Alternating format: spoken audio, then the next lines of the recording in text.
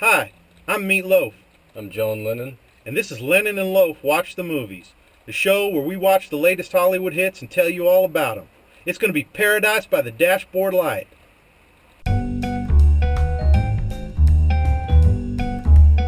We just watched a brand new movie, and boy was it scary. It's called Halloween. In 1963, young Michael Myers murdered his sister on Halloween night.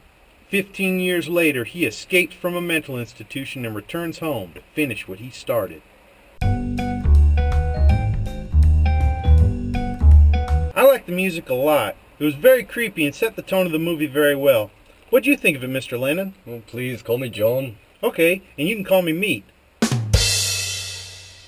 I just liked how it was so minimalistic. Using 5 piano keys, it created an atmosphere it would take most composers an entire orchestra to pull off.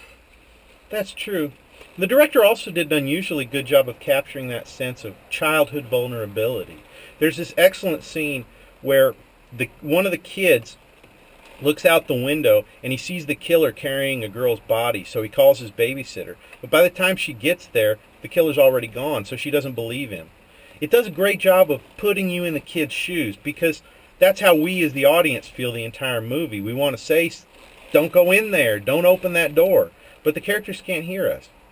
And speaking of that babysitter, that gal who played Laurie can babysit me anytime she wants. She was an unusually good actress for this type of movie. I think we'll see more from her. I also thought the whole opening scene where we're watching through the killer's eyes as he stalks and murders his sister was quite well done.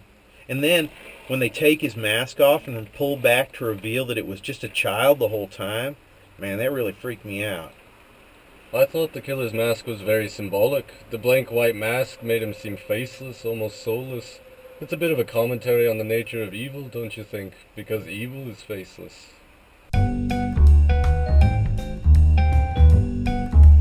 There were a lot of moments in this movie that just didn't make sense. Like when Laurie's being chased through the house by the killer and she can't get out because the door's locked. Well, why didn't she just break through the door? It was just a glass door. I break 3 or 4 of those a night in my hotel rooms.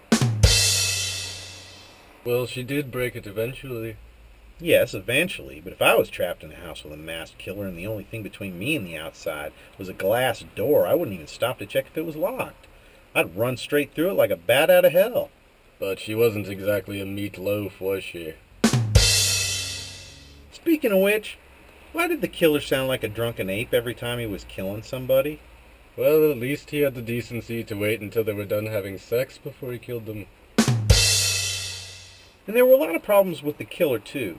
Like the fact that they never explain what his motivation is. Or why he looks normal as a child but looks like a retard when he grows up. And why wouldn't he die? I mean, they shoot him and they stab him and they throw him out a window and he just won't die. Well, Meat, you may be giving away a bit too much of the ending there, but it does touch on my chief complaint, which was the overwhelming sense of hopelessness, not being able to stop the killer. It's almost as if the filmmakers were saying that evil can't be overcome, and I just don't believe that. It's all a bit bleak, don't you think? You took the words right out of my mouth, John. And what's bleaker still is the fact that they never tell you what happens in the end. Nothing is resolved. Perhaps they're going to make another one, like they did with The Omen and The Exorcist. Don't you think that's a little ridiculous, John? I mean, this is no Exorcist. Who'd be dumb enough to make a movie about a masked killer into a series?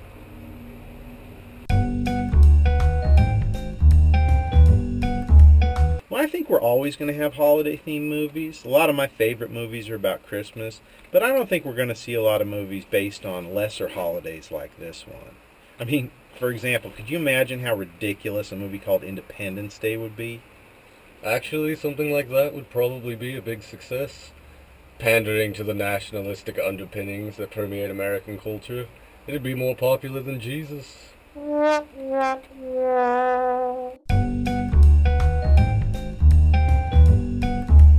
I like this movie. There were a lot of parts that didn't make sense, but the director did a very good job of setting the tone, and it kept me on the edge of my seat the whole time. And 2 out of 3 ain't bad, so I'm going to give it an 8. I didn't much care for this film, not because it wasn't well made, but because it was so utterly devoid of hope. There was no moral to the story, nothing uplifting I could take away from it. I just can't accept a world as bleak as that. I have to imagine something better. I'll give it a 4, but the director did do a good job. It was unusually good for a B-movie director. Do you think this John Carpenter guy has a future? No. Well, that's our show. Thanks for tuning in, and I hope you join us next week for another episode of Lennon and Loaf Watch the Movies.